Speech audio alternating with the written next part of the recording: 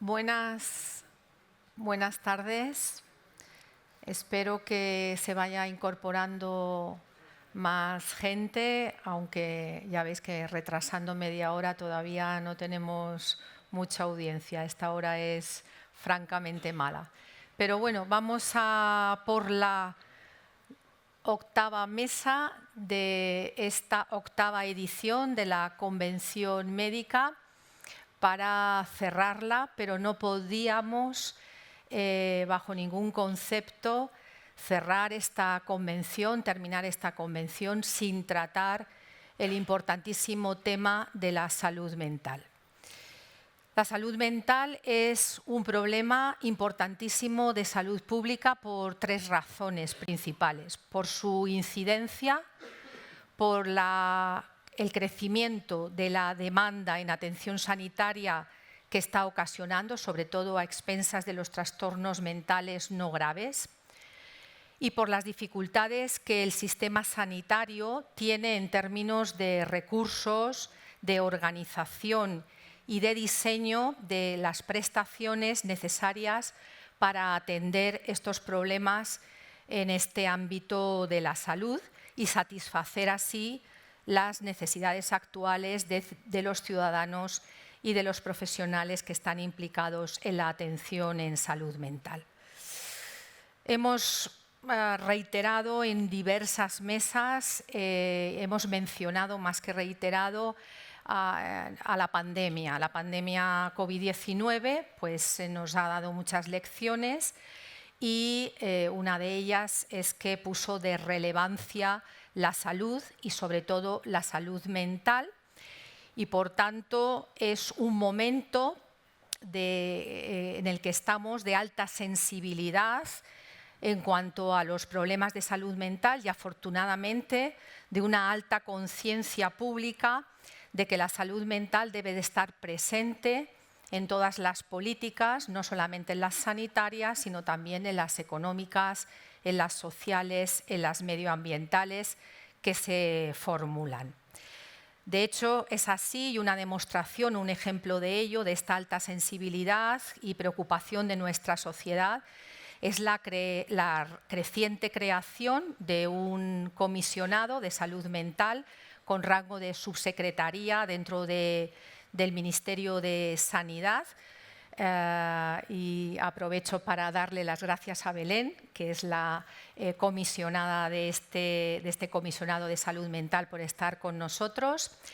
Y también es un buen ejemplo de esta alta sensibilidad, pues el Pacto de Estado que en salud mental se formuló en octubre o diciembre del 2023, además de todas las estrategias, planes de acción y que se formulan y que tienen las diversas comunidades autónomas. Por supuesto que esto es necesario, pero no es suficiente para garantizar que los resultados en salud mental estén garantizados. Un enfoque integral, multi e interdisciplinar y colaborativo en salud mental es absolutamente necesario, es clave en estas políticas. Y esto se deriva del actual enfoque que tenemos de la salud, no solamente el biológico, sino ese enfoque biopsicosocial que ahora tenemos de la salud y del que se ha nutrido ese modelo de atención centrada en la persona que actualmente tenemos y tiene y sigue la psiquiatría en estos momentos.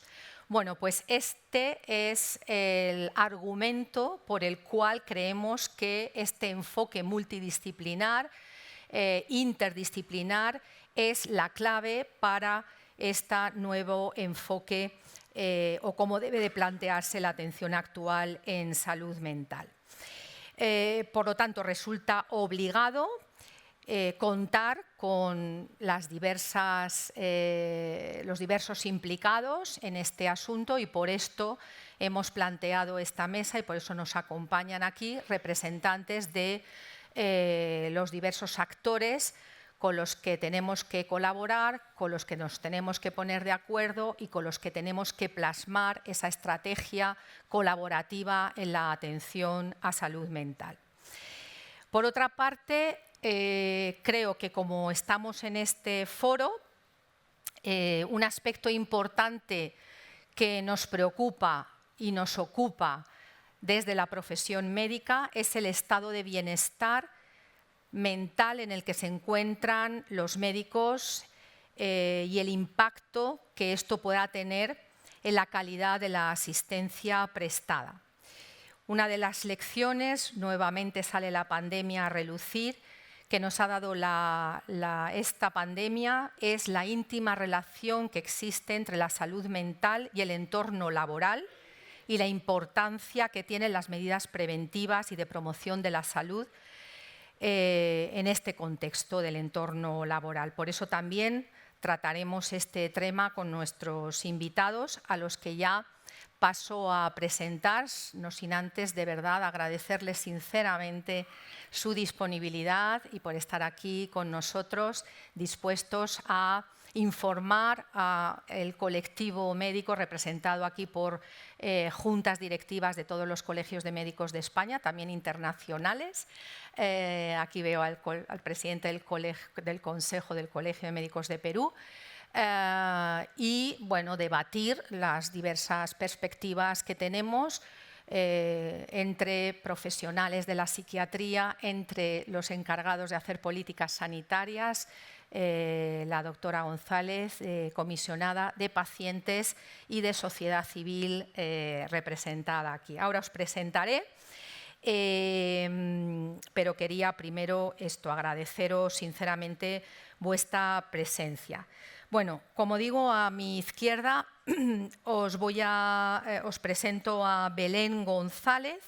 Ella es médico especialista en psiquiatría y, como he dicho antes, la responsable actual del Comisionado de Salud Mental, que es el órgano del departamento al que corresponde desarrollar las líneas estratégicas en salud mental del Ministerio de Sanidad y las posibles interacciones con otros departamentos ministeriales, otras administraciones públicas, instituciones públicas y privadas y sociedad civil.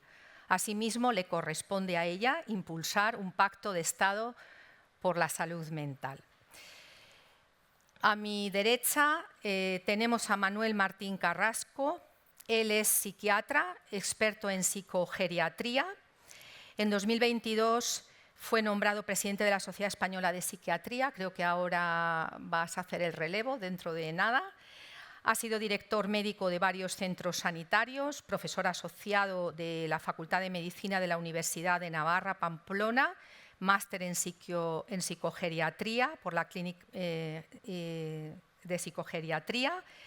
En cuanto a sociedades científicas, aparte de haber sido el presidente de la Sociedad Española, en el momento actual pues ha desempeñado diversos puestos en diferentes sociedades científicas.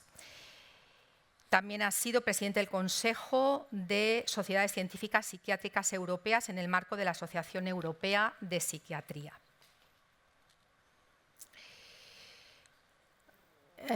Andoni Lorenzo es el presidente del Foro Español de Pacientes y miembro de numerosos comités en representación de este colectivo, entre otros de la Agencia Española del Medicamento, miembro del Comité de Seguridad de Medicamentos de Uso Humano, Centro de Investigación Biomédica en Red Epidemiológica y Salud Pública, miembro del Comité Científico Asesor Externo, miembro del Comité de Atención Primaria de numerosas asociaciones, ¿vale? Andoni es bien conocido por la corporación porque lo invitamos en muchas ocasiones a representar a los pacientes. Y por último, presento a Anel González Zapico. Él es presidente de la Confederación de Salud Mental de España. Familiar de una persona con trastorno mental, llegó al movimiento asociativo en el año 2000 como voluntario en la asociación AFESA-FEASES de Asturias, en Gijón.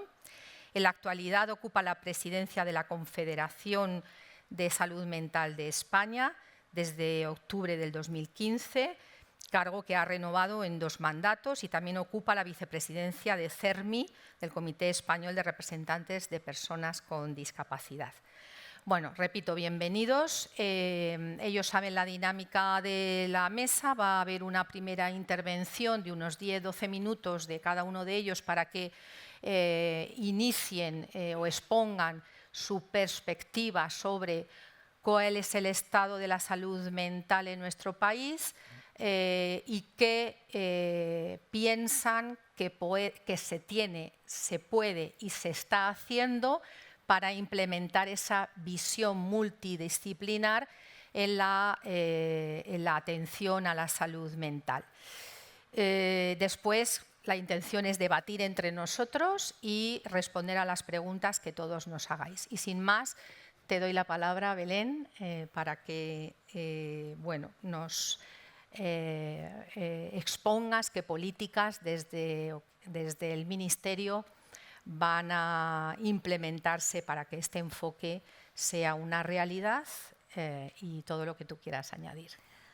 Muchísimas gracias a la audiencia y muchísimas gracias a la organización Médico Colegial por contar conmigo como comisionada de salud mental y por contar también con la representación de otros miembros del Ministerio de Sanidad que sé que han pasado por aquí antes que yo y que estamos encantados y encantados de poder participar en este foro. Es un privilegio compartir la mesa también con grandes expertos y con voces en primera persona también de la sociedad civil y de los pacientes para dar una visión integral de lo que nos ocupa, que sería incompleta si no estuvieran ellos. Así que creo que es de darles enhorabuena el poder hacer una mesa de estas características.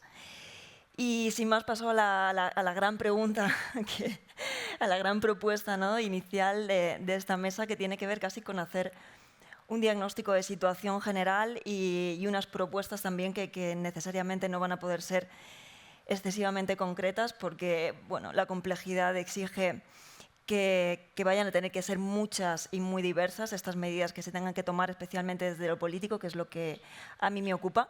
Pero vamos a intentar aproximarnos en la medida de lo posible a este objetivo. Creo que tiene sentido empezar hablando de cuál es la situación del modelo de salud mental en el momento actual.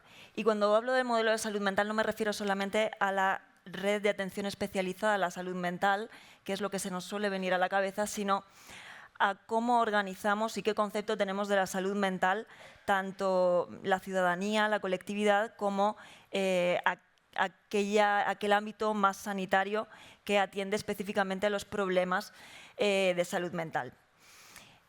Diría que el modelo que tenemos como mínimo, el modelo actual, el modelo sanitario, es un modelo poco adaptado a las necesidades actuales de la salud mental de la población y poco adaptado a la demanda, lo cual no es necesariamente malo, no es necesariamente un problema, pero desde luego tiene que hacernos pensar.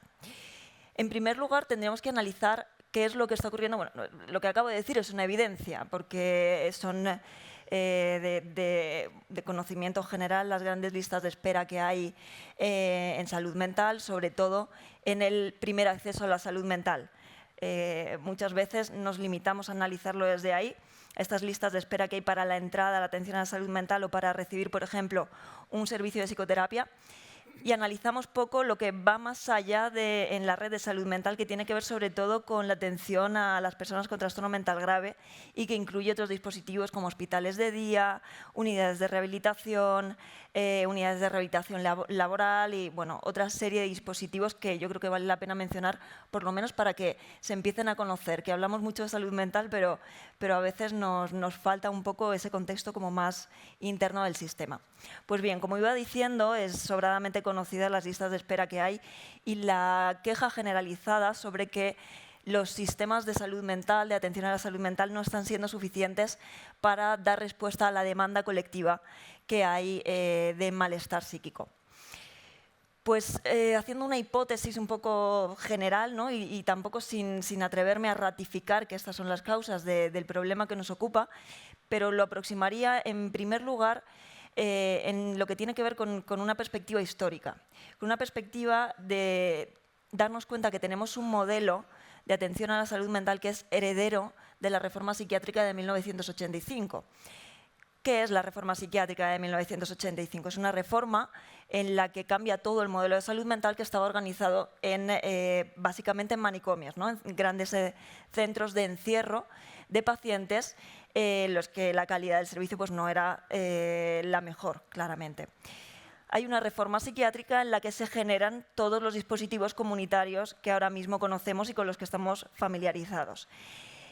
Y especialmente se generan estos lugares nucleares que conocemos más, que son los centros de salud mental, digamos como algo así como la puerta de entrada a todo el sistema de salud mental. Claro, toda esta red comunitaria estaba dirigida a una población con trastorno mental grave, que era la que estaba anteriormente en estos manicomios y estos lugares de encierro. Han pasado 40 años desde entonces y la conceptualización que tenemos de la salud mental ha cambiado radicalmente. Y ahora no entendemos como salud mental solamente aquello que podemos nombrar como enfermedad mental o como trastorno mental grave o como sufrimiento psíquico extremo, sino que conceptualizamos como problemas de salud mental unas cuestiones muchísimo más amplias y que a veces incluso transitan entre la enfermedad, el malestar, bueno, con conceptos que incluso a los profesionales nos cuesta ubicar y nos cuesta definir. Siguiendo con esta cuestión histórica, para poder situarnos, cuando se cierran estos manicomios y se da lugar a esta red comunitaria de salud mental para la atención a trastorno mental grave, que se ve actualmente desbordada por todos esos tipos de malestares psíquicos, por esa cosa más intermedia, más difícil de definir, cuando en el primer momento del cierre de estos manicomios y de la salida a la comunidad de las personas con trastorno mental grave, el contexto sociocultural es completamente distinto al que tenemos ahora, y no solamente la conceptualización de los problemas de salud mental, sino también sociológicamente. En aquel momento, las mujeres y las hermanas eran particularmente las que se encargaban de realizar tareas de cuidados no remuneradas y no reconocidas.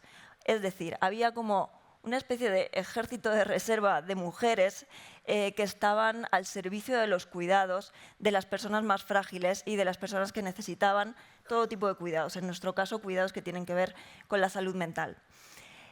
Esta colectividad fue la que en gran parte recogió a esas personas que estaban dentro de los manicomios y que pasaron a formar parte de la comunidad.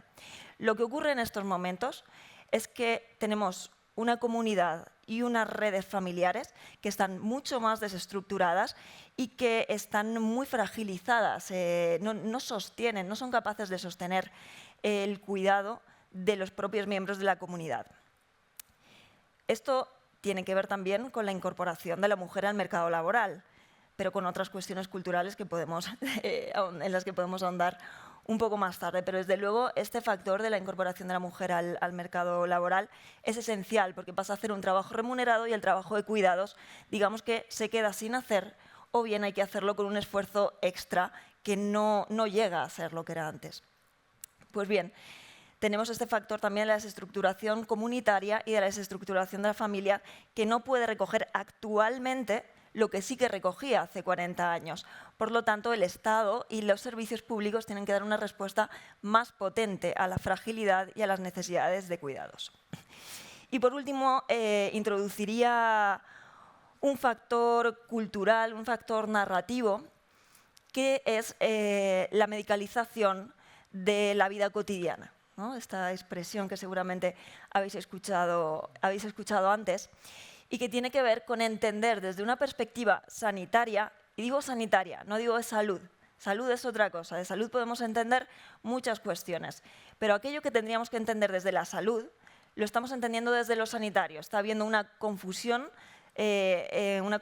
sistemáticamente entre aquello que afecta a nuestra salud y aquello que se tiene que responder desde lo sanitario. Así, cuestiones como malestares psíquicos derivados de sufrimientos de la vida cotidiana, que se está haciendo muy dura, que se está haciendo muy difícil, que venimos arrastrando una crisis económica de 2017, 2015-2017, sumada a una crisis de la pandemia y a la crisis socioeconómica a consecuencia de la propia pandemia. O sea, son muchas crisis seguidas, es una situación de desgaste social muy grande Y en una situación colectiva en la que el malestar se nombra, se vehiculiza y se pretende responder desde lo sanitario, en esta colectividad con tanto desgaste social que tenemos, la respuesta es que las personas, cuando lo están pasando mal, bien sea por el trabajo, por la familia, por la vivienda, por conflictos interpersonales, por falta de confianza en el sistema, por desesperanza con respecto al futuro, lo que hacen es acudir al sistema sanitario, específicamente al sistema de salud mental, a encontrar respuestas y encontrar un alivio de ese malestar psíquico que tienen. Con lo cual, si yo tuviera que hacer una serie de propuestas, como decía antes, ya hacía el spoiler al principio, que no iban a ser propuestas muy concretas, esas las podemos hacer un poquito más adelante si os parece, pero abordaría dos cuestiones generales esenciales. Una tiene que ver con lo de dentro y otra tiene que ver con lo de fuera. Con lo de fuera me refiero a que tenemos que poder establecer narrativas que tengan en cuenta lo social, que tengan en cuenta los determinantes sociales para poder dar explicaciones más justas y sobre todo más ajustadas a la realidad de las personas. Es decir, no enunciar todo desde la salud mental y no enunciar todo desde lo sanitario, sino encontrar narrativas que se ajusten más a cuestiones de daño psíquico, pero a través de lo social. Eso por una parte, es lo de fuera, ¿no? Y lo de dentro tendría que ver con el modelo de atención a la salud mental. Tiene que ser un modelo en el que se integren profesiones más diversas, un modelo que esté dispuesto a entender también que no le vamos a poner puertas al campo. Aunque yo esté hablando de esto de cambiar las narrativas de lo de fuera, de evitar la medicalización o de hacer por evitar la medicalización, no vamos a evitar que las personas se hagan como una especie de... En una sociedad medicalizada, no vamos a evitar que las personas se narren a través de lo médico. Y esto va a llegar a las consultas. Pero cuando lleguen las consultas es imprescindible que podamos tener una narrativa ajustada a lo social, que conozcamos qué es lo que está pasando fuera, para poder dar una respuesta que sea ajustada a lo que le está pasando al paciente, a la narrativa del paciente, que preguntemos a las mujeres que nos vienen a consulta. Yo he trabajado en consulta bastante tiempo, si han tenido situaciones de violencia de género, si no duermen porque a lo mejor tienen 3 hijos y una doble jornada laboral, a las personas que nos vengan, si tienen acceso a una vivienda digna, si la vivienda en la que están residiendo tiene unas condiciones aceptables como para poder sentirse bien, porque si no es probable que los problemas vengan por ahí.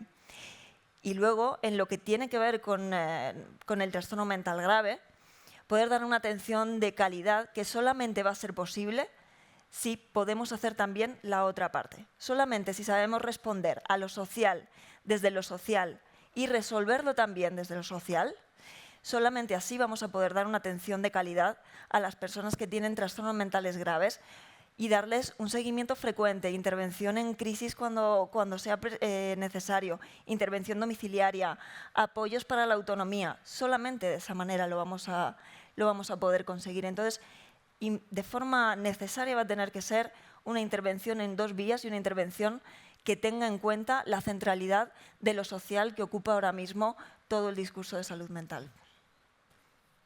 Muy bien, gracias, Belén. Bueno, después discutiremos, o debatiremos, más que discutiremos, debatiremos sobre todos estos puntos de los que has hablado, porque creo que suscitará debate. Sobre todo, lo que a mí me gustaría es saber concretamente cómo desde el Ministerio eso se plasma en la estructura y el diseño de la atención médica, y cómo separamos pero integramos a la vez, ¿no? Separamos esa narrativa de salud y de lo social, a la vez que entiendo que debemos de integrar la atención a esa persona que puede tener ese trastorno mental por los factores o determinantes sociales más que los biológicos, ¿no? Esa visión integral es la que yo creo que debemos de plasmar en planes de acción concretos. Bueno, es tu turno, Manuel. Danos tu visión desde lo profesional, desde la especialidad de psiquiatría, también cómo está en estos momentos la profesión.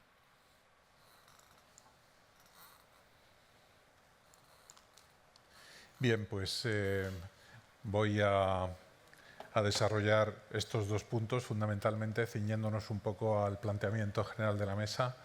Y en primer lugar, pues quiero dar las gracias a Isabel por su presentación y también pues, a la organización, ¿no?, por incluir este tema que, como ya se ha dicho, pensamos que es fundamental, ¿no? Hace ya muchos años y con muchos de los que están aquí pues hemos compartido aquel viejo aforismo, ¿no?, de que no hay salud sin salud mental. Yo creo que es más verdad que nunca. Y voy a recorrer un poco brevemente estos dos aspectos para pasar luego ya pues, a escuchar al resto de los ponentes y al debate general. Bien, en cuanto al tema de atención en salud mental, bueno, pues efectivamente ha habido un aumento de la prevalencia de este tipo de trastornos, según registra los propios informes, ¿no?, del Ministerio de Sanidad. Efectivamente, sobre todo en lo que son los trastornos menos graves. Hay un aumento sostenido, quizás agravado, ¿no?, a partir de la pandemia, pero que originalmente ya desde, como ha comentado Belén, pues efectivamente llevamos un siglo XXI sacudido por crisis, ¿no?, desde la crisis, la gran depresión económica de los años 2008 a 2012 y todo lo que ha venido después, ¿no?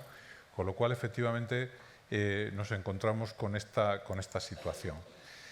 Y efectivamente, ¿no?, son sobre todo trastornos relacionados con el estrés, trastornos de ansiedad, del sueño, trastornos depresivos leves los que conforman este aumento, mientras que otro tipo de problemas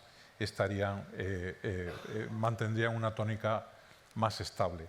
Lo mismo ocurre con los jóvenes y los niños, ¿no?, que es otro de las características, ¿no?, de estos cambios que estamos viviendo y que luego señalaré más específicamente, ¿no? Y también la pandemia lo puso de manifiesto, ¿no? Parecía que las generaciones más jóvenes, ¿no?, más intercomunicadas, iban a soportar mejor, ¿no?, las situaciones derivadas de la pandemia, y fue justamente al contrario, ¿no? Salvo los mayores que estaban en situaciones de fragilidad o deterioro cognitivo, pues en general fue un colectivo que superó mucho mejor ese problema. Como ya se ha comentado, esto se deriva en un aumento de las listas de espera, ¿no?, y en una sensación, ¿no?, de insatisfacción, ¿no?, un poco generalizada de que no estamos siendo capaces de responder a la situación que se está creando. Y en este sentido, también los profesionales detectamos una serie de cambios. O sea, toda esta transformación social, ¿no?, que quizás sea un signo de los tiempos, pues ha generado también cambios en la forma en que se presenta la psicopatología y también en la propia resiliencia, ¿no?, es decir, la capacidad de las personas, de la sociedad, de soportar un poco el malestar y el sufrimiento. Entonces, bueno, nos encontramos con una serie de fenómenos que repercuten directamente sobre la salud mental. Por ejemplo, esta mañana, hablando de las pseudoterapias, ¿no?, se reflejaba este fenómeno de las distorsiones cognitivas masivas, un fenómeno totalmente nuevo, ¿no?, y cómo eso influye en la propia percepción de salud, en lo que tú sientes que te debe responder el sistema y en la exigencia que llevas al sistema, ¿no? Y efectivamente, ¿no?, como esa demanda, el sistema estándar tiene dificultades, por supuesto, y cómo se crea, ¿no?, todo un sistema paralelo de pseudoterapias o que en realidad lo que hace es compensar ese malestar, ¿no?, que está de alguna forma latente en la sociedad. Luego se ven también, bueno, pues una serie de cambios, ¿no?, en el psiquismo normal, ¿no? Por ejemplo, bueno, todo lo que tiene que ver con estos estilos de vida, ¿no?, que sabemos, ¿no?, que dentro de la fracción, ¿no?, que se atribuye al bienestar, una parte importantísima son los estilos de vida. El estilo de vida que nos hemos configurado pues tiene graves problemas para crear, ¿no?, bienestar. Por ejemplo, todo lo que tiene que ver con la generación de una identidad, un aspecto muy importante para la estabilidad emocional, ¿no?, y que en estos momentos es especialmente complicado.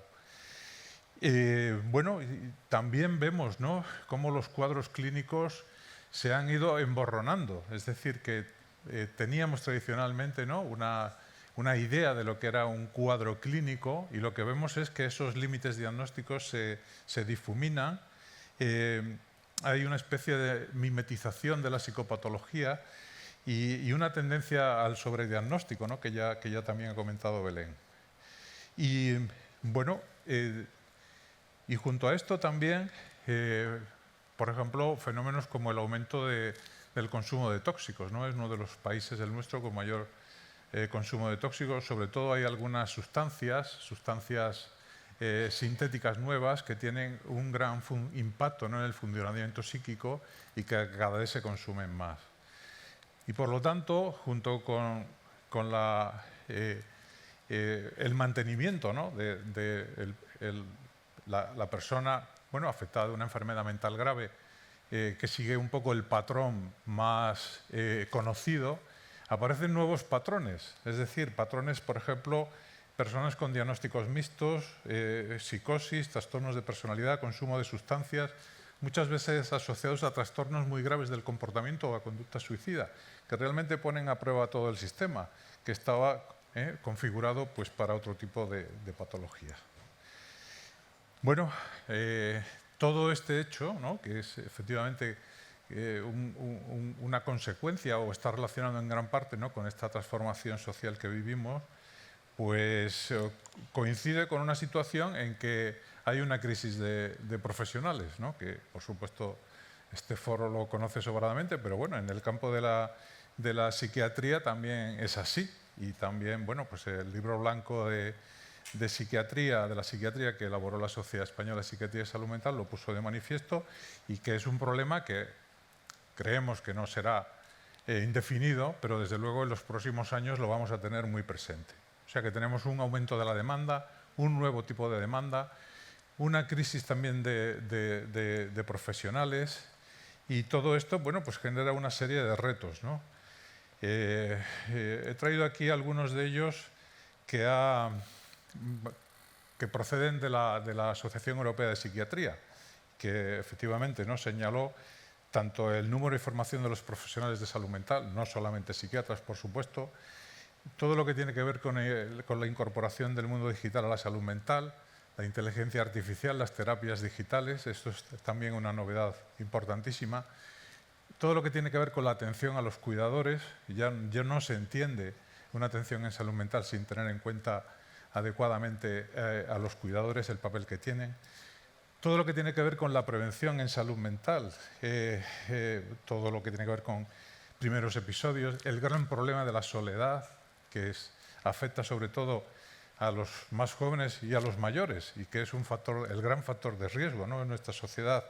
La salud mental en el trabajo y en la escuela, todo lo que tiene que ver con la función de la atención primaria, que era tradicionalmente, ¿no?, el gran elemento de screening, ¿no?, de lo que atendía el sistema especializado, pero que la crisis de primaria también se traslada lógicamente a la atención en salud mental. La atención a los mayores, que es, bueno, ahí tengo un sesgo porque efectivamente esa ha sido mi vocación clínica, pero recordemos que estamos en un país muy envejecido y que hay toda una serie de factores derivados de la atención a las personas mayores. La incorporación de las personas usuarias a los resultados en salud, que bueno, pues es algo bienvenido, pero que lógicamente también afecta a cómo el sistema está configurado. La coordinación intersectorial, que también se ha comentado antes, pero que es evidente que toda esta situación no es solamente un problema de los sistemas de salud. Bueno, esta diapositiva es ya de hace 2 años, pero justamente se hablaba, ¿no?, de la prevención y atención a las catástrofes, ¿no?, y tristemente está tan de moda, ¿no?, en este momento en nuestro país. La diseminación de las buenas prácticas, el cambio climático, algo que no se habla mucho, pero que tiene también una gran repercusión, y no solamente por las catástrofes en la salud mental. El tema de la urbanización y despoblamiento en las zonas rurales, los problemas de cohesión social que se ha referido Belén, en una sociedad mucho más desestructurada que la sociedad tradicional. Bueno, son retos que tenemos ahí pendientes, y que algunos de ellos, muchos tienen que ver, como digo, con las personas mayores. Y para terminar, algunas palabras sobre el burnout, ¿no? La sobrecarga de los médicos. Realmente sabemos que existen unas tasas de desgaste profesional altas entre los médicos y también todos estos problemas de tipo de depresión, ansiedad, trastornos del estrés, insomnio, etcétera, son más altos, ¿no? En el colectivo médico que en la población general. Este es un hecho muy conocido y que además bueno, pues tiene algunas peculiaridades, ¿no? Por ejemplo, la diferencia según especialidades, ¿no? En general, ya desde la descripción original del síndrome de desgaste profesional se hacía mención que era sobre todo el contacto con las personas lo que se relacionaba con la aparición de este tipo de problemas, con lo cual, pues evidentemente, atención primaria y otras especialidades son las más afectadas. También es un fenómeno conocido como afecta más a las mujeres que a los hombres bueno, en realidad es un fenómeno que se conoce bastante bien. Es decir, ¿con qué se relaciona? Bueno, pues con la carga de trabajo, horarios, guardias, turnos, con la dedicación a tareas excesiva a tareas administrativas, con la pérdida de autonomía y de control sobre el trabajo, en cuanto al aumento de regulaciones, la productividad, la limitación de recursos, con las demandas emocionales de la profesión. Ese es el aspecto que hace que las profesiones que tengan una implicación clínica más directa estén más sobrecargadas, decisiones difíciles, situaciones terminales, conflictos interpersonales, demandas de pacientes cada vez en mayor aumento, el desequilibrio entre el trabajo y la vida personal. Quizás esto, por ejemplo, pueda relacionarse con la mayor presencia en mujeres, ¿no? Todo lo que tiene que ver con los problemas de conciliación, multiplicidad de roles, la falta de sistemas de soporte, es decir, que el propio sistema carece de estructuras, ¿no? Para detectar y apoyar a los profesionales que tengan este tipo de problema, y también problemas de cultura organizacional y social, ¿no? Falta de reconocimiento, etcétera, el consumismo de la salud que ya se ha comentado. Y bueno, esto es, como digo, algo que se reconoce en numerosos estudios y que también se asocia a una escasa utilización de medios profesionales. Es decir, el médico en general es bastante reacio a pedir ayuda y por lo tanto, de alguna forma, él se lo guisa, él se lo come, ¿no? Y de esta manera aguanta, digamos, hasta llegar a situaciones más complicadas. Estos datos que he presentado son datos sobre todo de Estados Unidos, pero también hay una correlación muy alta, o sea que aunque quizás las tasas de prevalencia cambian de un país a otro, pero el fenómeno es un fenómeno global. Y, por ejemplo, este es un estudio comparativo entre varios países y vemos que la situación en España, hace muy poco, apareció este trabajo que es un metaanálisis de estudios de prevalencia de burnout en médicos en la Gaceta Médica Sanitaria y que habla de una prevalencia global de burnout del 24%, de burnout grave, es decir, que tiene los tres elementos clásicos, ¿no? Del síndrome de sobrecarga, ¿no? De despersonalización, deshumanización y pérdida de implicación en el trabajo. También, por lo tanto, hay una serie de medidas que están encima de la mesa y que realmente se podrían poner en marcha. Por ejemplo, lo que tiene que ver con los cambios en los patrones laborales, con el desarrollo de herramientas de gestión emocional y organización, la obtención de soporte social, la diversificación del trabajo, la disminución de la presión laboral y la mejora de los incentivos. Y realmente, porque yo creo que el tema del burnout es un tema del que se habla mucho, pero que se hace poco. Quizás la Organización Médica Colegial sí que tiene algunas experiencias, ¿no? Que quizás Isabel las comente, y hay un contraste claro con la evidencia. O sea que he traído aquí 3 trabajos muy recientes en los cuales realmente, bueno, pues aspectos, por ejemplo, como la psicoeducación, la implementación de programas de bienestar o programas más globales, ¿no? En la que se incorporan estos elementos junto con técnicas como el mindfulness, debate en grupos pequeños, apoyo administrativo, ¿no? Pues son elementos que se han demostrado que realmente reducen el burnout en la clase médica. Justamente de camino hacia acá vi un último trabajo en el que hablaba de que los dos elementos que mejoran el desgaste profesional entre los médicos de atención primaria, que es el colectivo más afectado dentro de los médicos, es la disminución de las tareas administrativas y la mejoría del trabajo con enfermería. O sea que son dos medidas que parecen de sentido común, pero que si realmente se pudieran implementar, pues serían importantes. O sea que hay cosas que se pueden hacer, que ya se sabe que funcionan, y un poco el tema es pues ponernos un poco a la tarea. Muchas gracias por vuestra atención. Gracias, Manuel.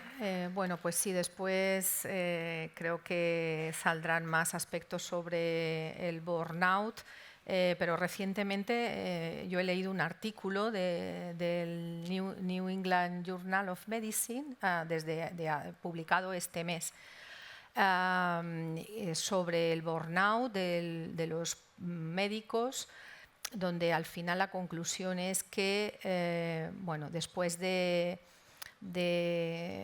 debatir el constructo de definición del burnout, que ya en sí es difícil, lo que viene a decir es que las medidas más efectivas para combatirlo son medidas colectivas, no individuales, que también las tenemos que tener, pero sobre el sistema. Es decir, que si está tan claro y esas son las más efectivas, pues yo creo que hay que ir ahí a poner el foco y reducir pues, la carga laboral y las medidas que puedan mejorar el clima laboral, que son las que, por lo visto, me corregís vosotros los psiquiatras, son las que van a tener mayor impacto en la reducción del burnout de profesional. Bueno, pasamos a la intervención de Andoni como representante y voz de los pacientes.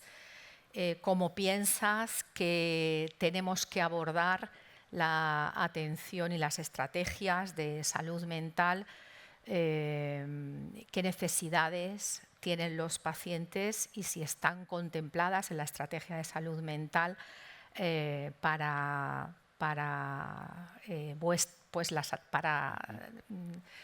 la satisfacción, ¿no? Para resolver las necesidades de los pacientes?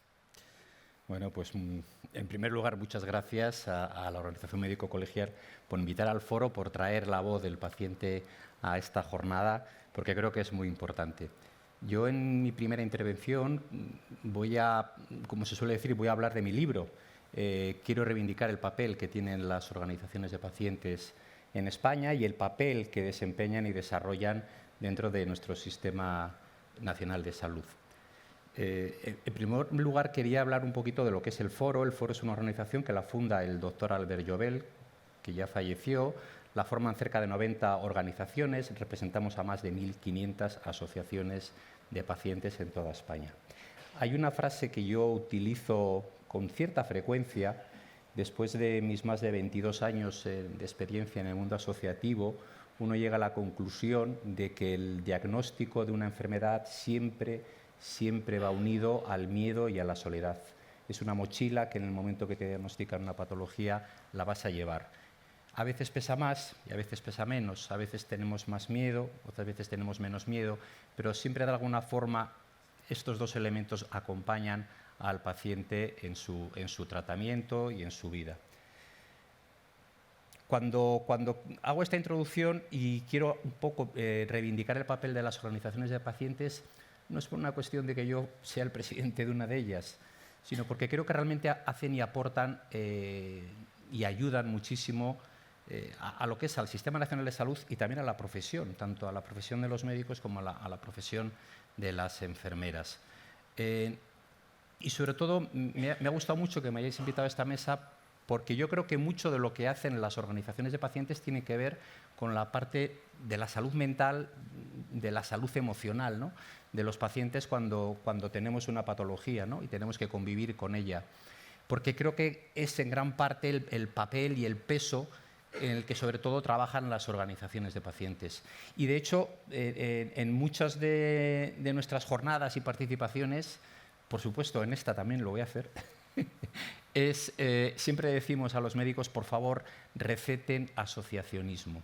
¿Por qué es importante recetar asociacionismo? Porque, como decía antes, ese diagnóstico que va unido al miedo y a la soledad hace que a veces el papel protagonista que debería tener el paciente no lo tiene. Porque tienes un miedo, no sabes muy bien cómo actuar, estás en un momento de vulnerabilidad, de fragilidad, y de repente vas a la consulta de tu médico. Yo digo, aunque sea por puro egoísmo, por favor receten asociacionismo. ¿Y por qué digo esto? Porque es muy importante que el paciente sea protagonista de su enfermedad. Podemos tener, yo hablo de una experiencia que tuve, porque no quiero contar experiencias de otras personas. Yo me inicié hace 22 años por el diagnóstico de una hija con diabetes. A mi hija de 16 meses le diagnostican una diabetes tipo 1. Mi mujer y yo, pues como se pueden hacer una idea, estábamos en shock. Una niña que parece que representa, bueno, que parece no, una niña representa futuro, salud, todo lo bonito que se pueda pensar, ¿no? Y de repente te dicen que hay que pincharle los dedos no sé cuántas veces, que hay que ponerle no sé cuántas veces la insulina. Siempre digo, recibí la mejor de las explicaciones por parte de la endocrina. Igual estuvo como 30 minutos explicándonos todo lo que era una diabetes. Fue una explicación maravillosa, científica, médica, perfecta. Luego nos atendió la enfermera educadora en diabetes también, todo muy bien explicado, con muchos datos. Pero tengo que decir que, claro, que seguíamos en shock. Nos dijeron, ¿por qué no vais a la asociación de vuestra ciudad? Y allí se dio una circunstancia que para mí es vital y resume muy bien cuál es el papel y por qué hay que recomendar asociaciones de pacientes. Yo cuando fui a esa asociación, abrí la puerta de esa asociación y lo que me encontré fue un pasillo. Dentro de ese pasillo había muchos niños, como mi hija, que estaban corriendo de un lado para otro a risa tendida. Esa imagen es la que hizo en mi cabeza. Esa imagen es la que me dio esa fuerza, esa motivación para remangarte y decir, vamos a enfrentarnos a esta patología, vamos a ser protagonistas de esta patología. Y yo me imagino, yo no soy médico, pero yo me imagino que ser médico y tener a un paciente que no se involucra en su tratamiento, que no es protagonista de su propia enfermedad, pues tiene que ser muy duro para el profesional. El burnout que estabas mencionando, ¿no? Entonces, sin embargo, si tú te encuentras a un paciente que ha acudido a una asociación, que ha estado con una persona igual que tú, que incluso ha pasado por esos momentos en los que tú has tenido esos miedos, porque no sabes si vas a aguantar, no sabes exactamente el tratamiento hasta qué punto lo vas a poder llevar bien o no lo vas a poder llevar bien, no sabes cómo te vas a enfrentar luego a tu mundo laboral, a tu mundo familiar. Cuando encuentras a un igual que no tiene bata blanca, esto cambia muchísimo y emocionalmente ayuda muchísimo a las personas a luego poder afrontar esto. Por lo tanto, siempre digo, aunque solo sea por puro egoísmo, el encontrar delante de tu mesa a un paciente que se implica, que se remanga y que está intentando ver cómo puede mejorar ese tratamiento, facilita muchísimo la labor y el trabajo de los profesionales. Y luego aspectos que nos preocupan dentro del ámbito de la salud mental, bueno, creo que ya se han mencionado, ¿no? La parte de las listas de espera, esa dificultad que vemos de acceso los pacientes para acudir a nuestro profesional cuando precisamente tenemos un problema de salud mental. Y luego nos llama poderosamente la atención la enorme prevalencia que hay, de cerca del 40% a partir de los 50 años. Yo que tengo ya más de 50, pues ya me empiezo a preocupar de problemas de salud mental en la población española. Y un dato que recuerdo que fue en el verano pasado, que hablaba de ese movimiento por parte de la ciudadanía de la contratación después del COVID de más de 2 millones de pólizas de salud privada. Y esto a nosotros como organización de pacientes nos preocupa porque no deja de ser un indicador de que la sanidad pública está pasándolo mal. Por lo tanto, los pacientes lo que reclamamos de alguna forma es ver cómo podemos tener un mejor acceso, reducir esas listas de espera, pues precisamente para aliviar, ¿no?, todo el problema de la salud mental. Nada más, gracias. Muy bien, Andoni. Muy bien, gracias. Desde luego la perspectiva del paciente no la podemos obviar y en salud mental pues exactamente lo mismo. Después hablaremos si vosotros en salud mental en concreto, los pacientes, bueno, yo también soy paciente, pero en este caso eres tú el que los representa, bueno, tenéis resuelto, tenéis la percepción de que esta visión integral, multidisciplinar, interdisciplinar de la salud mental se os ofrece desde el sistema, ¿vale? Después hablaremos de esto. Y por último, Nel, tienes la palabra para darnos tu visión, tu perspectiva desde, digamos, la sociedad civil y desde tu confederación, la Confederación Salud Mental que presides. Muchas gracias, Isabel. Y muchas gracias a Andoni por lo que acaba de decir, de poner en valor a la sociedad civil, al asociacionismo, que en el caso de la salud mental es verdaderamente milagroso, la capacidad que tenemos de acogida, de orientación y para apoyar a las personas que cuando llega un diagnóstico a una familia se desbarata totalmente y se empieza un peregrinaje increíble hasta que eres capaz de situarlo en tu vida. Muchas gracias porque es imprescindible y está bien que sepa todo el mundo que existe sociedad civil organizada que hace funciones que nunca puede hacer un médico, pero pues sí puede ayudar a los médicos. Muchas gracias de verdad por invitarme en representación de la Confederación Salud Mental España a esta 8ª convención de la profesión médica. Gracias a la Organización Médica Colegial por dar espacio a la salud mental en un entorno profesional como este. El momento no puede ser más oportuno, ya que este año hemos dedicado el Día Mundial de la Salud Mental a la salud mental en el entorno laboral.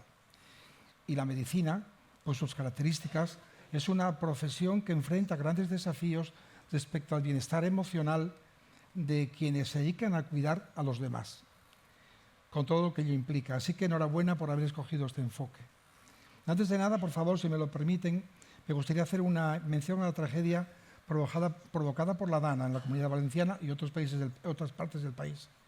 Las pérdidas humanas que se han producido son irreparables y los daños materiales son inmensos. Desde aquí, en nombre de la Confederación, transmito nuestro calor, cariño y apoyo a todas las personas que ahora mismo están sufriendo. Toda nuestra solidaridad para ellas y ellos. Ya que estamos hablando de salud mental, quiero aprovechar para hacer una reflexión en el contexto de la DANA. Además de las consecuencias más visibles que acabo de mencionar, están las invisibles. El impacto en la salud mental y el bienestar emocional de las personas que han vivido esta crisis no se percibe a simple vista. Ante la urgencia actual, la salud mental puede pasar desapercibida, pero lo más probable es que se vea afectada a medio y largo plazo y conviene acordarnos de ello cuando haya pasado la emergencia, porque habrá mucha gente que necesite ayuda. Todas y todos debemos cuidar nuestra salud mental, cierto. Según la Organización Mundial de la Salud, todo el mundo sabemos que una de cada 4 personas ha tenido, tiene o tendrá problemas de salud mental a lo largo de su vida. En el caso de las personas que trabajáis cuidando a los demás, como es vuestro caso, el de las médicas y los médicos, es fundamental tener esto en cuenta. Según el informe PAIME, Programa de Atención Integral al Médico Enfermo, elaborado por el Colegio Oficial de Médicos de Madrid, hay un empeoramiento progresivo de la salud mental entre quienes ejercen la profesión de la medicina. De hecho, desde el año 2017 hasta el 2022, se ha pasado de atender a 71 facultativos y facultativas a 296. Es decir, el número se ha cuadruplicado. El informe destaca que este incremento se debe a causas como la sobrecarga laboral y la organización de esta sobrecarga, que supone un gran factor de estrés. Atención primaria es el sector que más ayuda reclama, como acaba de decir el doctor Martín. Carlos, según este mismo informe, los trastornos más frecuentes son los ansioso-depresivos, con un 86%, siendo el 14% de estos trastornos relacionados con el consumo de alcohol y otras sustancias. Y en los trastornos ansioso-depresivos, la mitad de ellos son adaptativos a situaciones de estrés laboral, tanto por sobrecarga como por factores inherentes a la profesión. Esto es importante porque nos indica cómo las condiciones laborales influyen en la salud mental de las personas trabajadoras. La lista de riesgos para la salud mental en el trabajo es larga. Según la OMS, estos son algunos de ellos: cargas o ritmos de trabajo excesivos, falta de personal, horarios excesivamente prolongados, antisociales o inflexibles, falta de control sobre el diseño de la carga de trabajo, condiciones físicas de trabajo inseguras o deficientes, cultura institucional que permite los comportamientos negativos como violencia, acoso o hostigamiento, discriminación y exclusión, promoción insuficiente o excesiva, inseguridad laboral, remuneración inadecuada o escasa inversión en el desarrollo profesional, demandas conflictivas para la conciliación de la vida familiar y laboral. En definitiva, la precariedad laboral es un determinante social dañino para la salud, que puede generar problemas muy diversos de salud mental, como son, entre otros, la ansiedad y la depresión. Esto genera un gran sufrimiento psíquico y sus efectos se extienden a todos los ámbitos de la vida. La encuesta de población activa de España indica que el 47% de las personas ocupadas señalan encontrarse expuestas a factores de riesgo para la salud mental en su lugar de trabajo. A esto se añade que en el año 2023 se registraron casi 600.000 bajas relacionadas con la salud mental en nuestro país. Es la segunda causa de baja en España. El aumento de problemas de salud mental a nivel social y la falta de sensibilización y de apoyos en el trabajo contribuyeron a esa situación.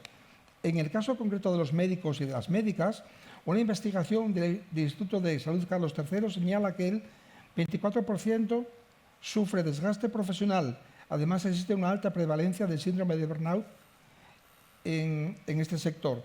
Este síndrome se caracteriza por tres dimensiones principalmente, como son cansancio emocional, que genera agotamiento ante las exigencias laborales, despersonalización, que provoca distanciamiento en el trato de las personas del ámbito laboral, y falta de realización personal, que puede ir acompañada de irritabilidad, baja productividad y baja autoestima.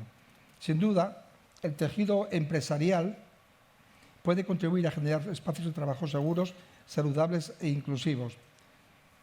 Esto es fundamental porque si echamos un vistazo al coste estimado de los problemas de salud mental en España, vemos que suponen un 4,2% del PIB, unos 60.000 millones de euros. Por eso es tan importante incrementar los recursos para promocionar, prevenir y atender adecuadamente a la salud mental de la población. No es un gasto, es una inversión en salud futura. Ahorraríamos dinero a las arcas del Estado y ganaríamos en bienestar y respetaríamos los derechos de las personas. Una persona que trabaja contenta, con buenas condiciones laborales y cuya labor se reconozca y valore, rinde más e influye de forma positiva en su entorno. Respecto a las personas con problemas de salud mental, la baja inserción laboral es una de las principales barreras para su inclusión, y esto se debe en gran medida a los prejuicios sociales. Y es que el estigma sigue siendo una realidad en el entorno laboral. Para las personas con problemas de salud mental, el trabajo tiene también una función terapéutica, al desplazar el rol de persona enferma por el de persona trabajadora. Ayuda a superar limitaciones a veces autopercibidas, fomenta la autonomía y aporta un sentimiento de utilidad. Antes de compartir con ustedes cómo creemos desde la Confederación que debería ser el modelo de atención a la salud mental, quiero solamente dar unas pocas cifras. El año pasado en la Confederación realizamos un estudio en colaboración con la Fundación Mutua Madrileña para conocer cuál era la situación de la salud mental en España. Según este estudio, 4 de cada 10 personas en España valoran de forma negativa su salud mental. El 22,8% de la población tiene experiencia propia en salud mental. Nada menos que un 18,9% consume psicofármacos. Un 26% acude actualmente a un especialista en salud mental. Y a esto sumamos que un 42% ha sufrido una depresión a lo largo de su vida, un 47% ha experimentado ataques de ansiedad o pánico y un 36% ansiedad prolongada en el tiempo. Ante esta realidad preocupante nos tenemos que preguntar qué tipo de modelo de atención queremos ofrecer a las personas. Y hacernos esta pregunta es muy relevante, porque específicamente en este foro, porque su respuesta determina la base de las acciones que llevaremos a cabo. En la salud mental, España, huimos del tradicional enfoque biologicista por considerarlo reduccionista. Lo que reclamamos es una adecuada atención social y sanitaria, individualizada y de calidad a las personas con problemas de salud mental dentro del ámbito comunitario. Es decir, que se desarrolle en un entorno corriente y normalizado de la sociedad, evitando, por supuesto, la institucionalización conforme a lo establecido en la Ley General de Sanidad de 1986. ¡Qué barbaridad! Perdón. ¿Cómo se apaga esto ahora? A ver. que siga.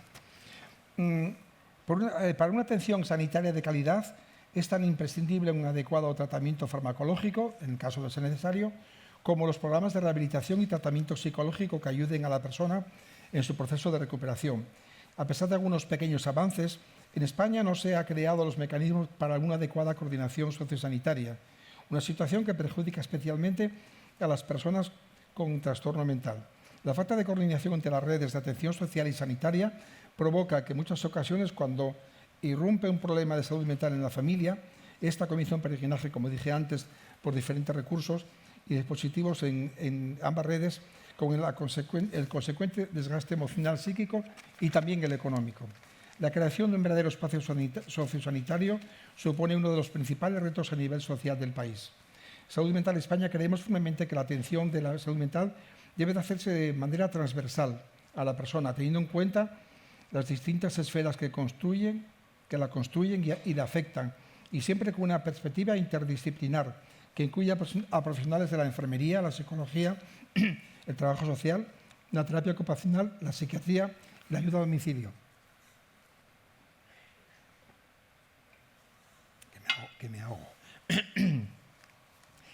El objetivo de este espacio sociosanitario debería ser integrar los diferentes recursos y dispositivos sociales y sanitarios de forma simultánea o sucesiva, situando a la persona en el centro de cualquier intervención, ofreciendo respuestas a sus necesidades individuales y garantizando la continuidad de cuidados en un marco comunitario.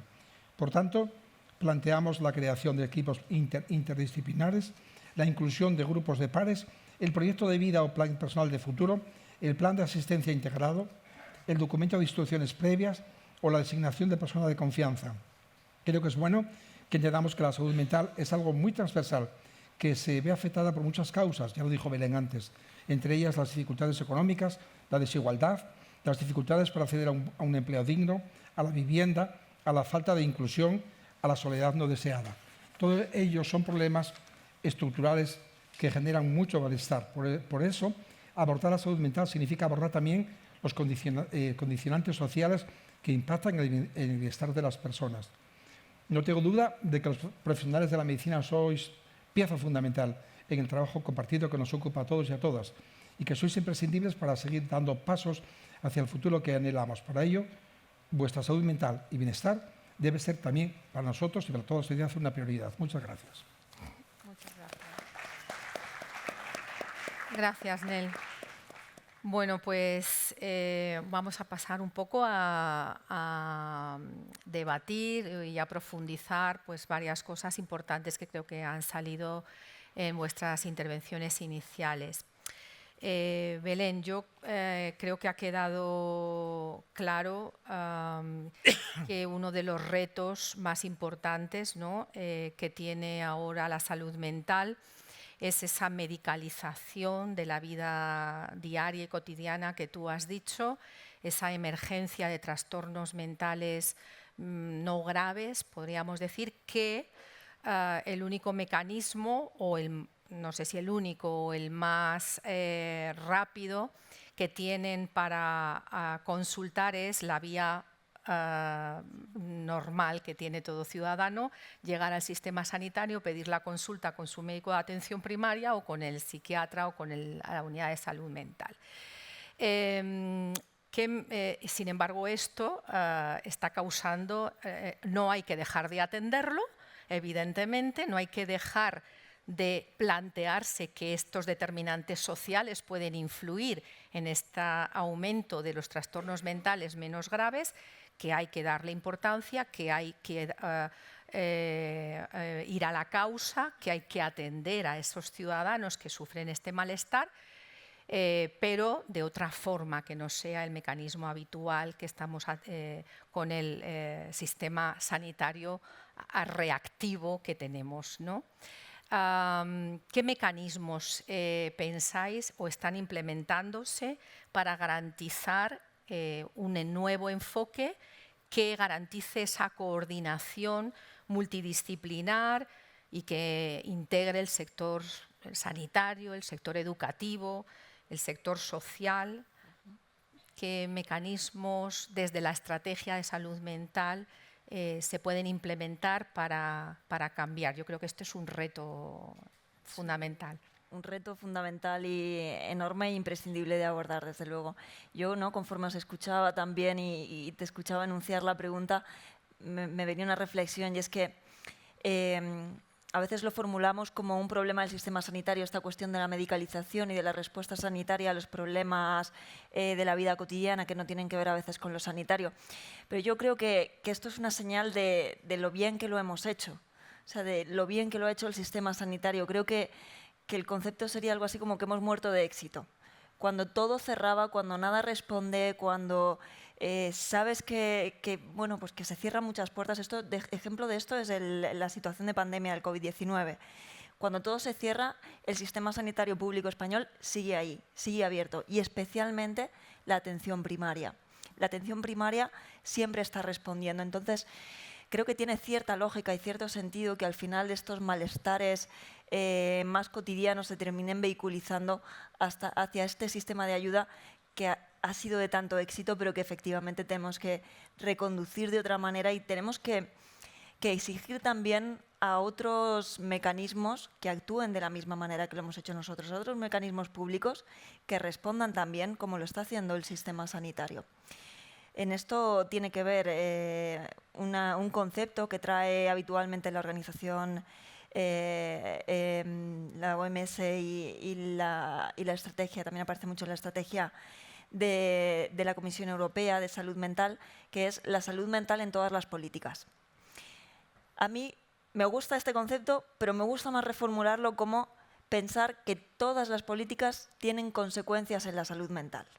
De esta manera, se tiene que establecer una coordinación, como ya estamos estableciendo desde el comisionado. El comisionado es, bueno, tenemos el privilegio y la suerte de poder tener un lugar institucional que nos permite la interlocución con otros ministerios y con otras instituciones que nos permiten introducir esta visión dentro de políticas muy diversas, como pueden ser de trabajo, de vivienda, de inmigración, de crisis climática, especialmente ahora. Y luego, esta visión también nos permite haber hecho bueno, todavía no está aprobado por el Consejo, pero sí por el Comité Institucional que representa a las comunidades autónomas, el nuevo Plan de Acción de Salud Mental que se enmarca dentro de la estrategia, el que vamos a sacar próximamente, y que tiene unas líneas que podrían ser un tanto inusuales en otros contextos sanitarios. Tiene líneas que tienen que ver con o sea, la mayor parte de las acciones están dirigidas a personas con trastorno mental grave o con sufrimiento psíquico extremo, sobre todo las que no son preventivas. Tienen muchas medidas preventivas que también influyen en políticas públicas, pero sobre todo está dirigido a pacientes con cuadros más graves. Y con todo y con eso, tiene líneas especialmente dirigidas, por ejemplo, a la vivienda, especialmente dirigidas al trabajo, especialmente dirigidas al derecho de las personas con trastorno mental a tener familia, que esto es un tema del que no hablamos mucho, pero tenemos líneas de apoyo a la maternidad de mujeres con trastorno mental grave, de salud mental perinatal. Y también líneas dirigidas y acciones dirigidas a un trabajo integrado, no solamente con servicios sociales o con educación, sino también con fuerzas y cuerpos de seguridad del Estado, con los equipos judiciales, que tienen una importancia radical también en velar por los derechos fundamentales de los pacientes y las pacientes en salud mental. O las farmacias comunitarias, que a veces están ahí como un poco en la retaguardia, pero que tenemos que integrarlas en esta atención comunitaria, que puede ser mucho más integrada y mucho más colectiva si introducimos medidas de coordinación y medidas de abordaje integral desde todas estas perspectivas. O con algo que comentaba Andoni antes, ¿no? Decía recetar asociacionismo, ¿no? Esto es algo que el comisionado tenemos por bandera, que tiene que ver con la recomendación de activos en salud y con el apoyo a la prescripción social. Estas medidas las estamos poniendo ya en marcha en el entorno del 024, del teléfono de atención a las personas con pensamiento suicida y sus personas allegadas o familiares. Y aunque desde ese 024 no podemos hacer una respuesta asistencial, sí que podemos hacer una recomendación de activos en salud para que las personas que se encuentren en una situación de riesgo suicida puedan acudir a recursos de su entorno sanitario o su entorno comunitario donde puedan recibir apoyo. Esto ya lo estamos haciendo incluso antes de que se hayan puesto en marcha estos planes de acción de salud mental y el plan de acción de prevención del suicidio. Medidas que tienen que ver con la vivienda son, por ejemplo, apoyo, financiación para apoyo a la vida autónoma de las personas con trastornos mentales graves. Medidas que tienen que ver con el trabajo son acciones financiadas dirigidas a la consecución de un trabajo, pero no solamente de un trabajo, sino de un trabajo de calidad. El 80% de las personas con trastornos mentales graves está desempleada. Y del 20% que está empleada, la mayoría lo está en empleos de poca calidad. Entonces, nos parece que tiene que haber acciones dirigidas a la consecución de un empleo, pero también al mantenimiento de ese empleo y a que ese empleo sea de calidad. Acciones dirigidas a la intervención o a la coordinación con instituciones que atienden a personas con especial vulnerabilidad, como pueden ser servicios sociales, pero como también son instituciones penitenciarias, que muchas veces se nos quedan ahí un poco también olvidadas, que están atendiendo a pacientes con una prevalencia de trastorno mental y de consumo de sustancias también y de adicciones muy, muy alta. Entonces, desde luego, en el Comisionado de Salud Mental y en el marco de la estrategia, estamos desarrollando y estamos implementando estamos teniendo el foco en esta interdisciplinariedad, en esta avanzar hacia equipos que no tengan tanto peso, que no tengan solamente el peso puesto en psiquiatría especialmente, pero también en psicología, sino que que otras profesiones tengan mucho más valor y puedan hacer una atención también integrada a las personas que tienen sufrimiento psíquico. Y por este modelo, por este cambio de modelo es por el que estamos apostando en el comisionado. Muy bien. Manuel, tú como profesional que atiende a las personas con enfermedad mental, ¿qué barreras o limitaciones te encuentras en la realidad, en el día a día, para que este enfoque no este enfoque a futuro, sino hoy en estos momentos actuales, qué barreras, qué limitaciones te encuentras para que ese enfoque integral, holístico, multidisciplinar a la atención de salud mental, que es imprescindible, sea eficaz, sea efectivo, sea real? ¿Crees que el sistema está preparado o va a estar preparado en breve? Bueno, yo creo que el sistema tiene graves dificultades, ¿no? Algunas ya se han puesto un poco sobre la mesa. Yo creo que, por ejemplo, una que llama mucho la atención es este tema de la coordinación con el sector social, ¿no? Yo creo que ese es desde luego Nel lo ha comentado, Belén también, Andoni también. Yo creo que ahí hay un problema que necesita un análisis muy detallado y sobre todo ver la manera de sobrepasar, ¿no?, las barreras que ya están ocurriendo. Es un poco lo que comentaba antes sobre el tema del burnout médico, ¿no?, que es algo de lo que se viene hablando hace muchísimo tiempo, pero que realmente luego cuando empiezas a ver, bueno, ¿y qué medidas concretas se hacen para paliarlo? Bueno, pues ahí nos encontramos con unas lagunas muy tremendas, ¿no? En este ocurre igual. Quiero decir que efectivamente hay muchas cosas que se pueden hacer nuevas, pero evidentemente la primera cosa que habría que hacer es que las estructuras que ya existan se entiendan y se comuniquen, porque es que si no se corre el riesgo, ¿no?, de seguir ahondando, ¿no?, en caminos divergentes que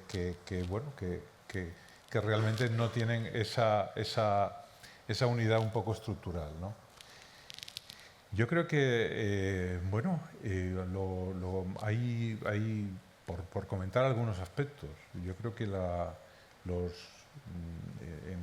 nuestro país los sistemas de ayuda social, de protección social, tienen un origen, ¿no?, en el mundo de la beneficencia, es decir, de algo que te puede llegar pero a lo que no tienes derecho, mientras que el sistema sanitario sí que surge de un sistema de derechos. Entonces, eso de alguna forma crea una filosofía en los dos departamentos que hace que muchas veces sean incompatibles y que en mi experiencia directa, por ejemplo en Navarra, ¿no?, donde yo he trabajado toda mi vida profesional, hemos tenido la experiencia de que los dos departamentos están unidos en la misma consejería y aún así tampoco se entienden. O sea que hay como una especie de visiones diferentes, ¿no?, y una tendencia atávica a echarse en cara las deficiencias el uno del otro. Y bueno, esto se nota especialmente en el mundo de la atención a los mayores. Yo ya lo comenté antes, creo que nunca debemos dejar de lado a los mayores. Me parece que muchas veces cuando pensamos en salud mental no terminamos de darnos cuenta de hasta qué punto los mayores necesitan atención. Y hace poco, ayer mismo, estábamos en Zaragoza, que era el Congreso de Psicogeriatría, y un compañero presentaba este problema, que como digo, en los mayores se aprecia muchísimo, ¿no?, todo lo que tiene que ver, por ejemplo, con la atención en salud mental en las residencias de mayores, ¿no? Y claro, las personas mayores, por ejemplo, tienen una utilización de los recursos específicos de salud mental mucho menor que los jóvenes, teniendo tasas de problemas de salud mental parecidas o incluso mayores en algunos aspectos. Y este compañero, que ha tenido una larga carrera profesional en el Reino Unido, comentaba que al final lo importante es crear equipos donde esa interrelación ocurra. O sea, de alguna forma la manera de pasar por delante de esto es ir a la práctica y no pensar tanto en las macropolíticas, que hay toneladas de documentación en nuestro país sobre la coordinación sociosanitaria, sino y decir, bueno, vamos a crear un equipo en esta área de salud donde realmente estos profesionales trabajen formando un equipo. Y vamos a empeñarnos en eso y a ver si creamos un modelo de éxito, porque donde funciona tiene éxito, que luego lo podamos extrapolar y lo podemos decir, aquí está la prueba. Claro. Porque si no, seguimos pensando en ideas macro, bueno, que no le quito importancia, ¿no?, son totalmente necesarias, pero nos falta un poco esa experiencia concreta de que realmente esto funciona y por lo tanto esto puede y debe hacerse. Sí, bajar a la realidad. Esto muchas veces lo comentamos, no en el aspecto de salud mental, sino en cualquiera en salud. Tenemos una crisis de implementación. Podemos tener buenas estrategias, buenos conceptos, pero después bajar a la realidad cuesta implementar las medidas que a todos nos parece estupendo trabajar en equipo, tener una visión multidisciplinar. ¿Quién niega esto hoy en día en la atención sanitaria? Pero realmente yo creo que específicamente en la salud mental, bueno, pues al final a la práctica esa coordinación entre los niveles, sobre todo, como estaba diciendo Manuel, social, sociosanitario y sanitario, pues no existe en la práctica diaria, ¿no? Bueno, y eso es lo que tenemos que lograr, que no tengamos crisis de implementación, que de verdad esto se palpe. Y por eso me uno con lo que te había dicho antes.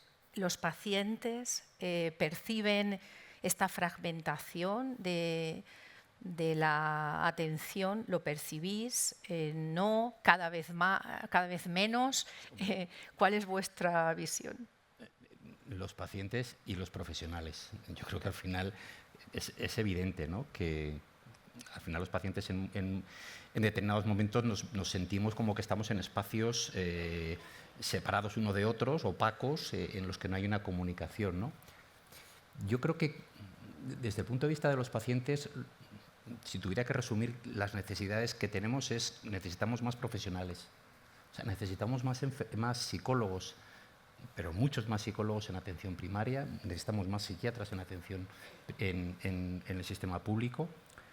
No puede ser que la atención de problemas de salud mental se convierta en un lujo, porque al final la mayoría acude a la sanidad privada y cuesta un dineral, y ir a un psicólogo supone que uno tiene que llevar un tratamiento de muchas sesiones. El problema de las listas de espera o el problema del acceso, en muchos casos también lo que está originando es esa falta de tiempo que tiene el profesional con el paciente, y lo que provoca es que con esa falta de tiempo, al final, los pocos recursos que tienes es medicalizar. Es decir, hacer la receta al paciente, darle una medicación y que pase el siguiente, ¿no?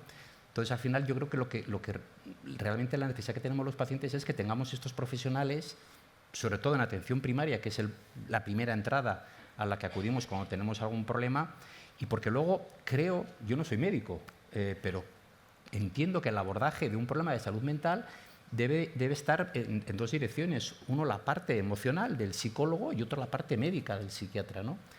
Y para eso necesitamos a estos profesionales.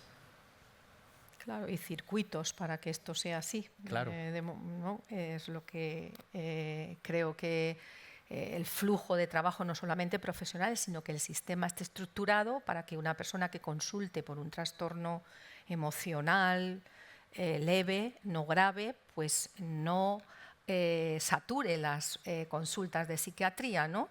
Y directamente pueda acceder a otra prestación que se diseñe desde el sistema sanitario u otro.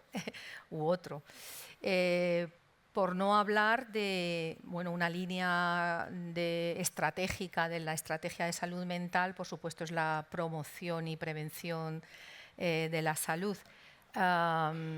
¿Qué papel tendría la Confederación de Salud Mental en este aspecto o en otras líneas estratégicas? ¿Qué es lo que hacéis desde la Confederación? Lo primero que tengo que decir que nosotros, Salud Mental España, yo en persona, participé en el comité que hizo la redacción y la propuesta de la estrategia. Y me adhiero a todo lo que dice Belén, pero yo creo que hay unos errores, y no de bulto, sino que atizamos culturalmente. La salud mental en nuestro país siempre fue la pariente pobre y la última de la sanidad pública. Y esto es muy difícil de superar cuando se van acumulando los atrasos. Desde la crisis de 2008 hasta 2023 se puede valorar en una brecha de 4.000 millones de euros lo que hace falta para poner al día la salud mental. Y no solamente es cuestión de voluntad y voluntad política y de buenos profesionales, es también cambiar la filosofía del sistema. Por ejemplo, en el modelo biologicista, pues la medicación es lo más importante, es lo único que tienen la mitad de las veces los médicos. El otro, la asistencia psicológica, como reclamaba también ahora mismo Andoni, es algo que debemos de poner encima de la mesa como algo para que no sea la única alternativa a la medicación. Pero hay más cosas que tenemos que ampliar, como es la participación de las personas usuarias, no digo en el tratamiento, pero sí en el negociar, vivir, aplicar y sentir que son protagonistas de su vida. No quiero dejar en el tintero una cosa que dijo Belén y que es fundamental. Tenemos gravísimos problemas que hablamos de salud mental y en realidad afecta a sectores muy importantes. Los nuevos manicomios son las cárceles. Yo me acuerdo cuando estaba de presidente de la Federación Asturiana, que la médica jefa de Villabona, de la cárcel, decía que el 35% de la gente que estaba en Villabona tenía un tratamiento psiquiátrico. Entonces eso es un gravísimo problema que, como están instituciones penitenciarias, lo estamos obviando. Nos es una falta de respuesta real. ¿Y cómo? Pues también lo mencionó Belén.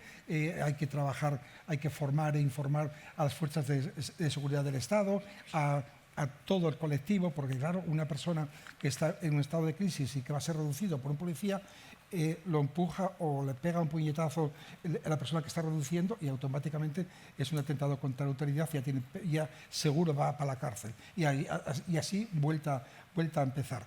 Se debe de solventar no alarmando a la gente, sino sencillamente tomando un poco de perspectiva.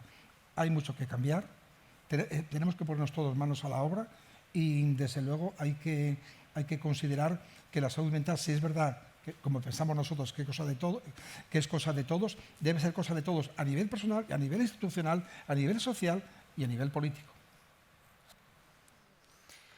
Muy bien, pues os recuerdo que podéis hacer preguntas, ya me están llegando. Antes de pasar a las preguntas del público, sí que me gustaría abordar el tema de la salud mental de los profesionales. Como ha comentado Manuel en su primera intervención, la tasa de burnout entre los médicos es elevada, también de depresión, de ansiedad, trastornos del sueño, adicciones e incluso el suicidio es más alto en este colectivo. Desde la Organización Médica Colegial es del todo conocido que nosotros nos hemos preocupado siempre y desde hace mucho tiempo, no ahora, porque tengamos una alta sensibilidad con la salud mental. Nos hemos preocupado mucho de la salud mental de los compañeros, de tal manera que hace más de 20 años tenemos el programa de atención integral al médico enfermo, un programa de éxito, un programa colegial, un programa que surgió no solamente para atender a nuestros médicos que tuvieran un problema de esta índole, sino por nuestro compromiso con la sociedad de separar a ese médico enfermo de su actividad asistencial para no perjudicar a sus pacientes, de tal manera que ese programa pudiera rehabilitarlo para asegurar una buena praxis.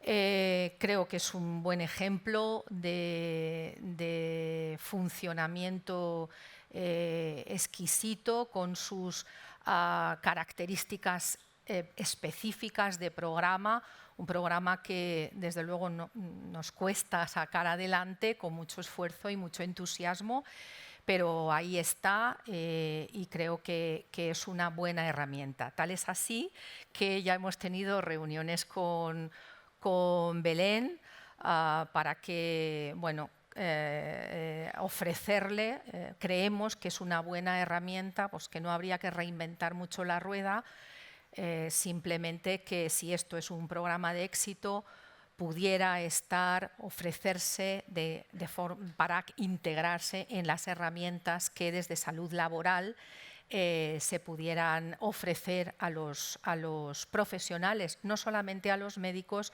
porque, como sabéis, hemos firmado convenios con otras profesiones sanitarias. Mi pregunta es, primero a Belén, qué posibilidades o cómo veis este ofrecimiento y una pregunta más macro, ¿qué planes tienes desde el comisionado para afrontar la salud mental, en este caso de los profesionales? Si hay algún plan de acción, y te vuelvo a reiterar el ofrecimiento de que el PAIME creemos que pueda ser una herramienta que en promoción y prevención de la salud, no solamente en atención al médico enfermo, pudiera ser considerada en el ámbito de la atención salud mental en el entorno laboral. Pues muchas gracias. Tengo que decir la típica frase, me alegro que me hagas esta pregunta, porque es particularmente uno de mis temas favoritos, el tema de lo laboral, del trabajo y la relación con la salud mental y viceversa. Y al final es el bagaje que traigo y que he traído al comisionado. Yo previamente he estado participando en el informe del Ministerio de Trabajo de precariedad laboral y salud mental.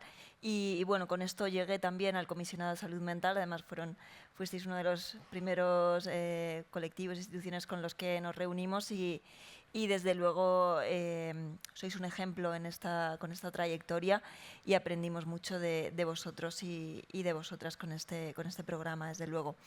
El Ministerio de Sanidad, no solamente el Comisionado de Salud Mental, sino todo el Ministerio tiene un compromiso, llega con este compromiso del cuidado de la salud mental de las personas que cuidan, ¿no? Y especialmente de las personas que tienen, ¿no?, trabajadores y trabajadoras sanitarios.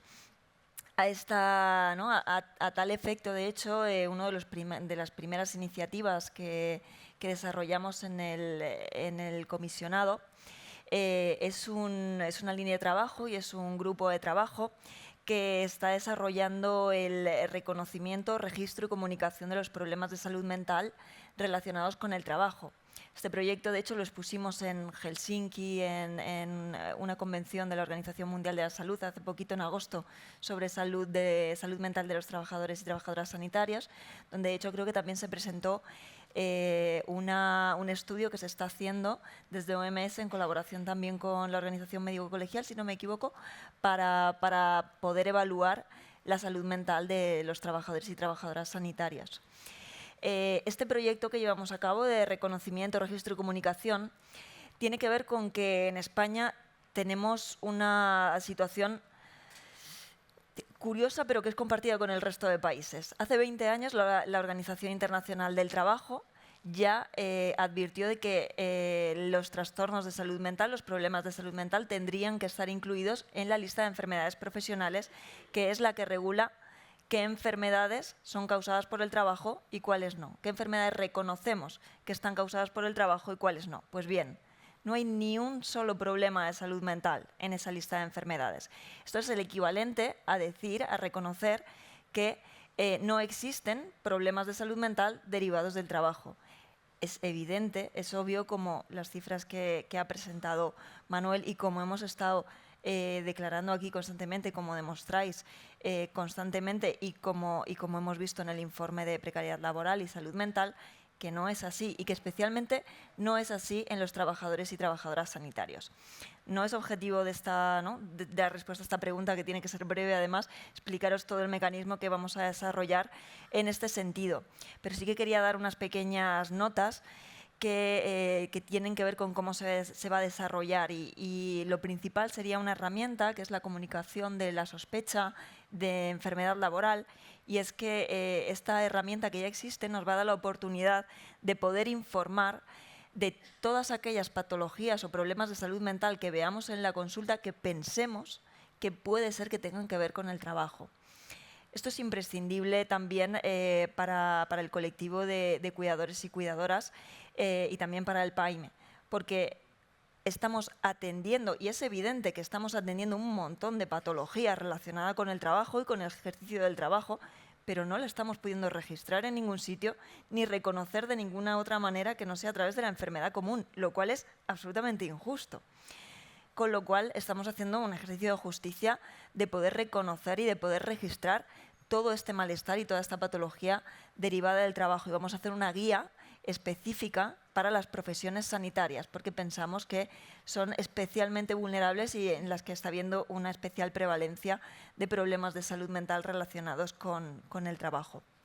Y en la misma línea que nombraba antes de la conferencia de la Organización Mundial de la Salud, el Ministerio de Sanidad se adscribe a este modelo de retención, reclutamiento y retorno. No serían las 3 R's estas de los recursos humanos.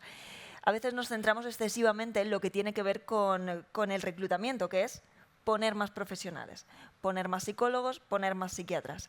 Lo cierto es que el incremento de psicólogos y psiquiatras está siendo significativo y a nivel europeo el incremento de profesionales sanitarios en los últimos años es muy, muy, muy significativo. ¿Qué es lo que está pasando entonces? Pues por una parte está pasando que tenemos deficiencias en la retención, es decir, los que formamos muchas veces no se quedan a veces en nuestro país y a veces no se quedan en la sanidad pública, y los que se han ido no estamos consiguiendo que vuelvan.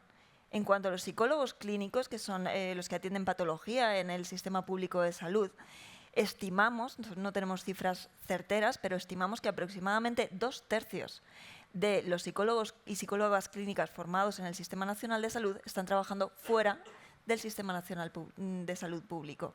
Es decir, no hace falta, o sea, no es imprescindible un incremento muy bestia de psicólogos clínicos en formación, sino que tenemos que ser capaces de que esos que están ahí, que están trabajando fuera, puedan volver, porque ya están ahí, ya están formados por el sistema público.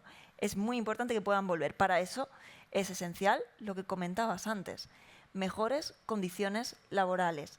Las intervenciones individuales en lo que tiene que ver con lo laboral pueden ser moderadamente eficaces, nadie lo va a negar, pero realmente lo que cambia que la percepción general y que lo que cambia las grandes cifras de malestar psíquico dentro de las organizaciones laborales tiene que ver con lo estructural y con la mejora de esas condiciones laborales y no, bueno, pues si ponemos apoyos o mindfulness o cosas así, no va a venir mal, desde luego, pero viene mucho mejor, mejores horarios, flexibilidad, conciliación. La profesión médica es una profesión muy feminizada.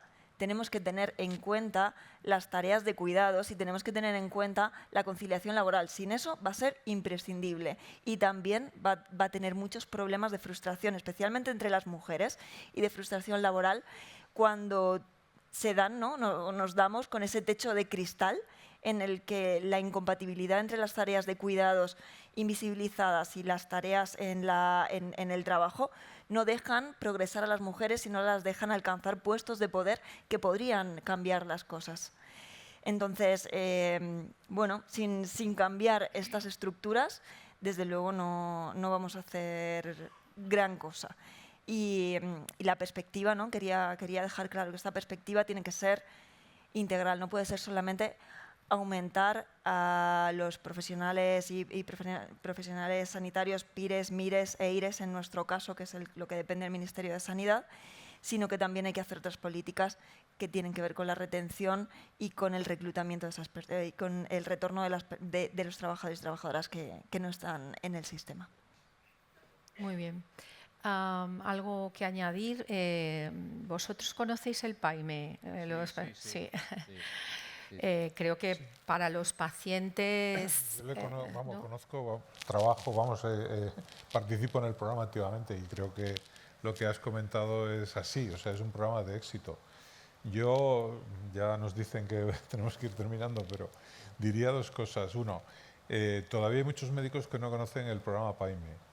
Y vamos, lo sé porque les informo yo mismo, ¿no? Cuando les atiendo.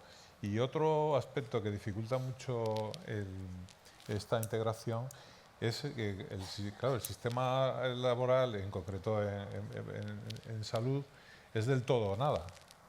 Cuando muchas veces una persona ya está en condiciones de asumir alguna actividad laboral, ¿no? El sistema te dice, bueno, si no está usted bien, no puede participar en nada, ¿no?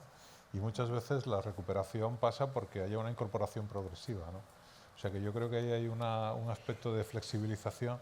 Lo digo porque cuando en la práctica del día a día, a través de... Bueno, Navarra es un sitio pequeño, ¿no? Y conoces a la gente y dices, oye, a ver si se puede conseguir una adaptación, ¿no? Por lo menos temporal hasta que la persona se vaya reintegrando. Pues eso funciona muy bien, ¿no? Porque el trabajo efectivamente es causa de malestar, pero también es causa de salud. O sea, el trabajo es importantísimo para la salud también, ¿no? Con lo cual yo creo que esa flexibilización también debería permitir, ¿no? Que haya una adaptación que permita una incorporación progresiva en las personas que tienen problemas de salud mental. Muy bien. Pues sintiéndolo mucho, y a mí la verdad es que no he controlado al final el tiempo, lo iba controlando hasta que estaba prestándole mucha atención a lo que estaba diciendo Belén y nos hemos pasado de tiempo. Tenía dos preguntas del público, no tenemos tiempo para hacerlas, disculpadme. Pero hasta aquí, gracias, hasta aquí podemos estar. Vamos a proceder a cerrar esta mesa, agradeciéndoos de verdad vuestra presencia, vuestras intervenciones. Espero que para la próxima convención, dentro de 2 años, podamos tener muchos avances en la atención a la salud mental de los ciudadanos y de los profesionales. Muchísimas gracias.